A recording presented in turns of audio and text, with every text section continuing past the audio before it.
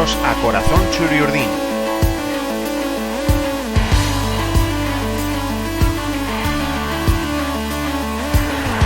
El podcast en el que escucharéis historias sobre la historia de la Real Sociedad.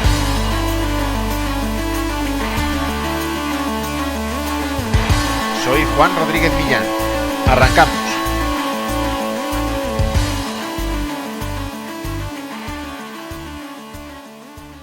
El gol número 1000 de la Real Sociedad en Primera División lo anotó Rafael Mendiluce. Fue en la 23ª jornada de la Liga 1967-68, la del regreso a la máxima categoría del fútbol español tras el ascenso de Puerto Llano.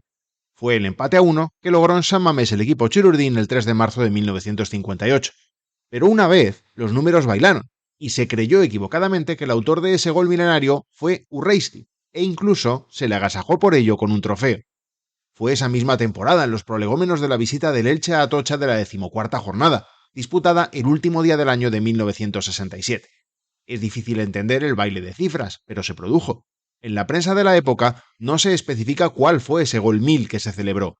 Urreisti había anotado dos un par de jornadas atrás, el segundo y el tercero del notable 6-0 que le endosó al Sabadell. Desde el segundo de esos goles y hasta el que hizo Mendiluce, el que efectivamente redondeó la cifra de goles marcados por la Real en Primera División, el equipo chururdín marcó nada menos que 14 goles más. El caso es que las cuentas se hicieron mal, y antes de disputar el partido contra el Elche, la Real vivió un momento emotivo y hermoso, porque se juntó la equivocada celebración del gol 1000 con el homenaje al primer equipo de la Real en la historia de la Liga, alineado 40 años atrás en el tiempo. Sobre el césped de Atocha se reunieron varios integrantes de aquella plantilla: Izaguirre, Zaldúa, Amadeo, Marculeta, Bienzova, Silundain, Yurrita y Benito Díaz volvieron a pisar el verde para recibir el cariño de la afición realista. Mariscal también debía estar allí, pero enfermó y no pudo acudir a la cita. Urreisti recibió una enorme copa que le acreditaba como el goleador milenario de la Real. Al mismo tiempo, Paco Bienzova recibió una réplica en miniatura de ese trofeo por ser quien había abierto esa lista de goles, con el que hizo en Atocha y ante el Athletic en el derbi que inauguró la historia del equipo chururdín en el trofeo liguero. Y tras la entrega de trofeos, todos los homenajeados se colocaron en fila sobre el césped de Atocha para ser fotografiados. Como si fuera una premonición del destino, Urreisti no posó junto a la copa recibida, que se quedó junto a Bienzova.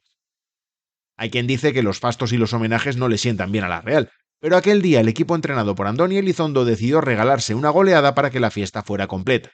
5-0 fue el resultado final, y si nos ponemos quisquillosos, lo único que faltó fue que marcara el homenajeado Urreisti para que la jornada fuera redonda. Y no, Mendiluce, el autor real del gol 1000, tampoco marcó aquel día. El partido se jugó sobre un Atocha inundado de barro, sobre todo en la parte central del campo. Ya lo había avisado en la víspera Alfredo Di Stéfano, entrenador del Elche, que tanto sufrió el lodo de Atocha en su época de jugador. La Real Sociedad y el Atlético de Bilbao son los únicos equipos que saben resolver un partido en el barro, amén de realizar buen fútbol sobre él, dijo el técnico visitante. Y así fue. La Real jugó un partido ajustado a lo que pedía el terreno de juego, goleó y pudo vencer con un marcador todavía más abultado de haber acertado con las ocasiones que tuvo. No tardó mucho en llegar el primer gol de la tarde, a los 8 minutos de juego. Boronat se internó por la banda izquierda aprovechando un espacio en el que el césped estaba más practicable y centró a Arregui, que conectó un buen disparo que se estrelló en el poste de la portería de Pazos. El rebote le cayó a Arambarri, que chutó casi a puerta vacía. Canós se lanzó para tratar de evitar el gol, pero el balón ya estaba dentro cuando lo tocó. En el minuto 33, el segundo. Los protagonistas casi los mismos, aunque el desenlace fue distinto. Boronat centró, esta vez al segundo palo para sobrepasar a Pazos, y quien debía rematar allí era Urreisti. Pero Canós se adelantó y en su intento de despeje acabó mandando el balón al fondo de su propia portería. Una vez logró la Real abrir brecha en el marcador, Zubiarrain dejó el campo. Se había lesionado en una estirada anterior para evitar el gol del Elche, y aunque en caliente decidió seguir jugando, al final tuvo que dejar la portería en manos de José Ramón Esnaola, que debutaba así en Primera División tras haber jugado antes con la Real en Segunda, 15 partidos en esa categoría de plata y 2 más en Copa. Su actuación, notable, permitió que se llegara con ese 2-0 al descanso. En la segunda mitad cayeron 3 goles más. En el minuto 53 repitió Arambarri, asistido otra vez por Boronat, con un buen pase atrás que este culminó con un disparo duro y arriba. En el minuto 72, polémica, o al menos protestas por parte del respetable, porque una carga a Boronat dentro del área no la señaló como penalti el árbitro del partido, el vizcaíno Juan Gardeazábal, sino como libre indirecto. La Real, en todo caso, no desaprovechó la ocasión y subió el cuarto gol al marcador. Su autor, Arzac, recibiendo el saque de esa falta de pies de Mendiluce.